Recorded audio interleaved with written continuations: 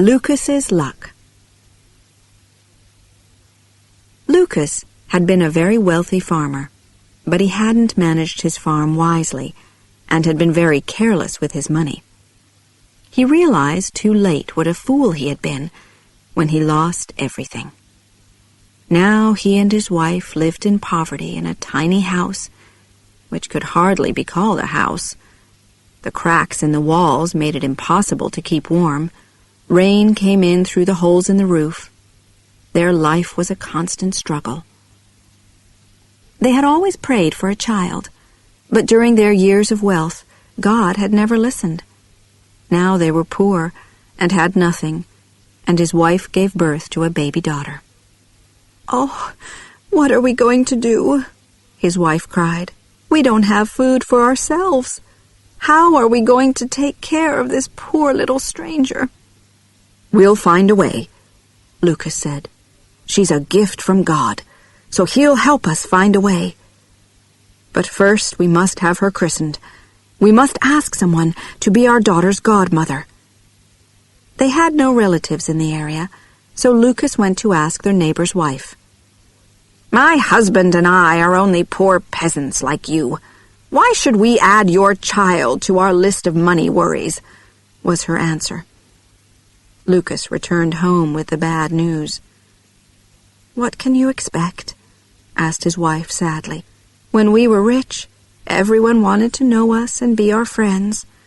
Even the mayor invited us to his home. But now we have nothing, and not even a poor peasant woman will help us." She was very worried about their little baby. Winter was almost at its end, but it was still very cold. At night the earth froze, and in the morning the houses and trees were covered in snow. They had no clothes for their child, only old bits of cloth, and her bed was the cold, hard ground. Lukas's wife kissed their baby and cried, "My poor darling, my poor little darling." Then suddenly a happy thought came to her. She told Lukas to go and ask the mayor's wife to be their child's godmother. She was godmother to the mayor's child, and was certain that the mayor's wife would do the same for them. Lukas didn't feel so certain, but he went to ask her. With a heavy heart, Lukas walked past the fields and farm buildings that used to be his. He arrived at the mayor's house and gave his wife's good wishes to the mayor's wife. He then asked if she would be godmother to their child. "You know how hard things are at the moment," she answered. "Everyone's struggling. I can't afford to help someone as poor as you. Why are you asking me anyway? Isn't there someone else you could ask?" "Well, my wife is godmother to your child," he answered simply. "Oh, I see. So this is a debt that I have to repay, is it?" was her angry reply. "Is that the only reason your wife agreed to be our child's godmother? And tell me, what help is your wife to our child now when you have nothing? How dare you come to my home and insult me like this? I wouldn't be your child's godmother if you paid me in gold." Lukas left in tears. When he got home, he described what had happened at the mayor's house. His wife was desperately unhappy, but he told her not to be discouraged. He was going to take their child to the christening himself and ask the first person he met on the road to be her godmother. His wife, crying, wrapped their child in an old blanket to protect her from the winter winds and put her in her father's arms. Lukas dressed as warmly as he could and started on his journey. He carried his baby sadly but proudly along the road. After several hours, he saw an old woman, dressed in old, torn, dirty clothes, walking very slowly on her old, bent legs. He hesitated for a moment, and then walked up to her, explained their situation, and asked her if she would be godmother to their baby. The old woman smiled warmly, took the tiny baby in her arms, and said, "Yes, of course I will. It will be an honor to be godmother to such a sweet little baby, whose father loves her so much." they continued together to the church. The priest was just getting ready to leave when his assistant hurried up to him and whispered that some people were arriving. "Oh, no," said the priest, who wanted to get home for his supper. "Who is it, and what do they want at this late hour?" "It's only Lukas," answered his assistant. "You know, the one who lost everything. He's as poor as the poorest peasant now."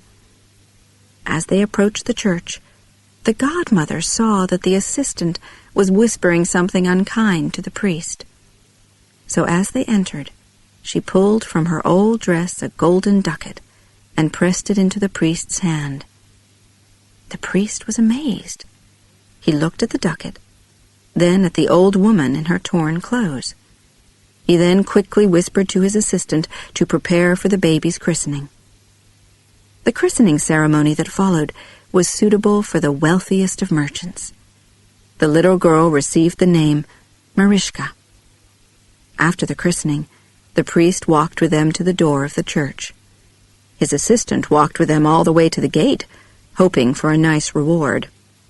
The old woman gave him a golden ducat, which he received gratefully. When Lukas and the old woman reached the place where they had first met, she handed the baby to him. She then reached into her pocket and pulled out another golden ducat, which she put inside the baby's blanket. She smiled at Lukas and said, "This is my gift to your child. This will provide enough money to bring her up well and give her everything she needs. This child will bring you and your wife great joy and comfort, and when she grows into a woman, she will have a long and happy marriage." The kind godmother then touched the ground, and suddenly a beautiful rose bush appeared, covered in sweet-smelling flowers. Lukas bent down to admire the lovely flowers, and then turned to thank the old woman. But she was gone. He was amazed and confused. "Goodbye," he called. "Thank you, kind godmother."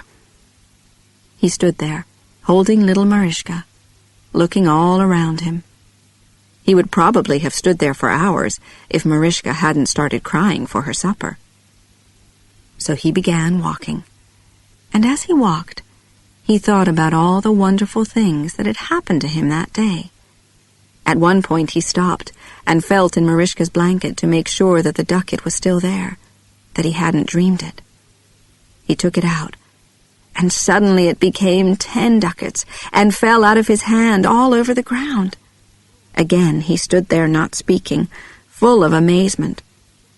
He gathered the ducats up, laughing, put them in his pockets, and almost ran with Marischka back to his home. Lukas's wife had been waiting anxiously at home, hungry, thirsty, and cold. There was no food in the house, and no money. She was very surprised when Lukas ran in with a happy smile on his face and told her all about the kind godmother. When he finished, he told his wife to take the godmother's christening gift out of Marischka's blanket. The wife reached in and pulled out the ducat. Suddenly there were 10, 20, 30 ducats. She cried out in happiness and surprise.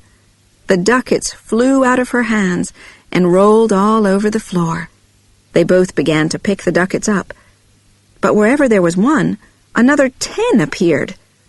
In the end, there was a beautiful golden pile, shining in front of them. They fell onto the floor, laughing and crying at the same time. Then Lukas's wife was suddenly full of fear. Could this money be an evil curse? Maybe the woman is an evil spirit who wants to buy our souls. Lukas laughed. "Don't be silly," he told her. "What evil spirit would go into a church?" But Lukas knew this godmother wasn't an ordinary woman. Maybe she was a good spirit, sent by God to help them. He warned his wife, however, that they must guard their secret. He told her to hide the money and not tell anyone the true story. He then took 1 ducat for the mayor to change, so he could buy eggs, flour, bread, and milk. When he asked his wife what else he should buy, she immediately answered, "Our land, our house, our animals, our fields." "Tomorrow morning," Lukas replied happily. Then his wife became very serious and said, "But, Lukas, please manage them more carefully this time." Lukas took her in his arms and told her quietly, "I promise to do this, for you and our child. I've been very silly and caused us much unhappiness and worry, but I've learned my lesson. Please believe me." He then left to get their supplies. While he was out, his wife sat holding her baby and dreaming happily about their future. After some time, Lukas returned with the mayor's servant, who was carrying buckets of fresh milk, a basket of eggs, and some wonderful cakes. "The mayor's wife sends her good wishes to you both, and has sent me to help you in any way I can," the servant told her. Lukas's wife thanked her, and watched as the servant then began preparing a fine soup for them on the fire. Lukas had also bought 3 soft feather beds, which he put by the fire. The next day, Lukas went to buy back their farm. The mayor's wife was extremely curious to know how Lukas and his wife had become wealthy again since his visit to their house the day before. So while Lukas was out, she visited his wife and asked questions. But Lukas's wife didn't give away their secret. She just told her that Marischka's godmother had very kindly given them enough money to help them start again. After the mayor's wife left, Lukas's wife sat by the fire, thinking about their kind godmother. She thanked her for giving them a second chance in life. Lukas did buy back all their property, and this time he managed it wisely. He built handsome, solid farm buildings and a beautiful house for his family. He bought the very best animals, and in the fall, his fields were full of healthy golden wheat and corn. His farm became the best in the region. Lukas and his wife were loved and admired as they were good neighbors, generous and helpful to any poor farmer who was having bad luck. Marischka was a wonderful child. She gave Lukas and his wife great joy and comfort, as her godmother had said she would. When she became a woman, her beauty attracted a wealthy prince, who asked her to be his wife. She married him and lived a long and happy life. Lukas and his wife grew old in good health. In the evenings they often sat by the fire and talked about the time when the kind godmother appeared and changed Lukas's luck.